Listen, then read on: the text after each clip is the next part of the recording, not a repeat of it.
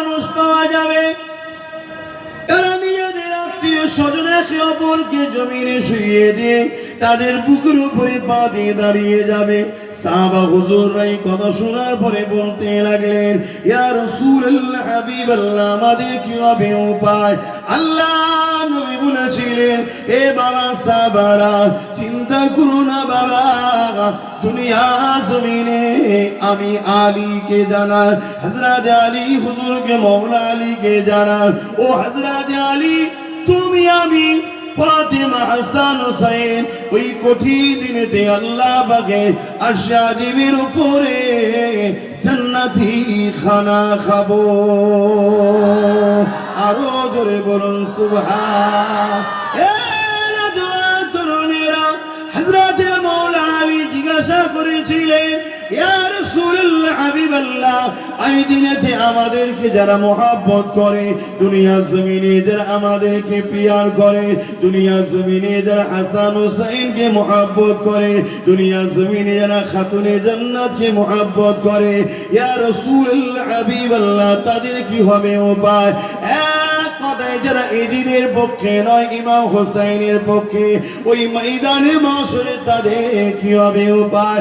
আল্লাহ নবী জানিয়েছিলেন, ও হযরত আলী, আমার উম্মতিদেরকে জানিয়ে দিও, যারা দুনিয়া জমিনে হাসান হোসাইনের পক্ষে থাকবে, ও হযরত মওলা আলী তোমার পক্ষে থাকবে, যারা আমাদেরকে বিয়ার করবে আমাদের পক্ষে থাকবে, ওই ময়দানে মাশরে তারা আমাদের সঙ্গে আল্লাহর আরশে আজিমে জান্নাতি খানা খাবে।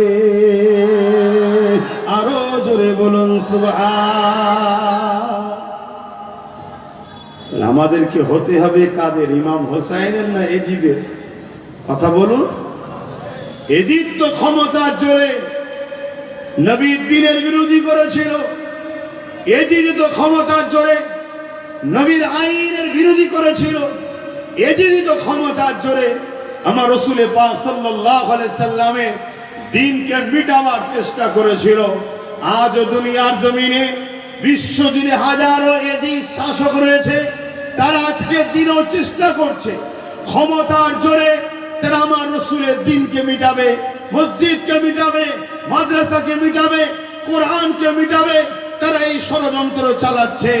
যদি আমরা আখিরাতের কামিয়াবি চাই, আখিরাতের নাজাত চাই, ময়দানে মাশরে নবীর সঙ্গে জান্নাতি খানা খেতে চাই, তাহলে হুজুরের কথা অনুযায়ী আমাদেরকে এজিদের পক্ষে থাকলে হবে না, হোসাইনি হতে হবে।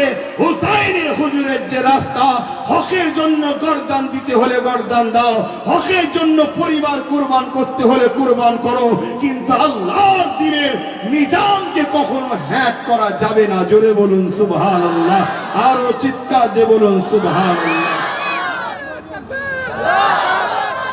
আল্লাহ আল্লাহ, ইয়া রাসূলুল্লাহ, ইয়া রাসূল।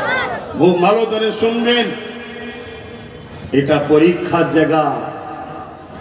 এ লোভ লালসার মধ্যে জড়িয়ে যদি আমরা আখিরাত ভুলে যাই, তাহলে তো সব বরবাদ হয়ে যাবে, সব বরবাদ হয়ে যাবে।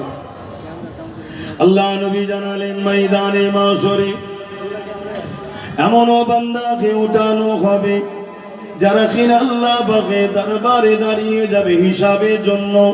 ওই হিসাবটা দিতে গিয়ে দেখা যাবে ওই বান্দাটার একটা মাত্র নেকি কম পড়েছে। কটা? তরুণেরা, আমার আব্বা জানেরা, মায়েরা, দুনিয়ার মায়া জালে জড়িয়ে গিয়ে আখিরাতকে ভুলে দেবেন না। সন্তানদের ভবিষ্যতের কথা ভাবতে হবে, ঠিকই কথা, কিন্তু সন্তানের জন্য জাহান্নামী না হয়ে যায় এটাও মাথায় রাখতে হবে। কন্যাদেরকে ভাবতে হবে।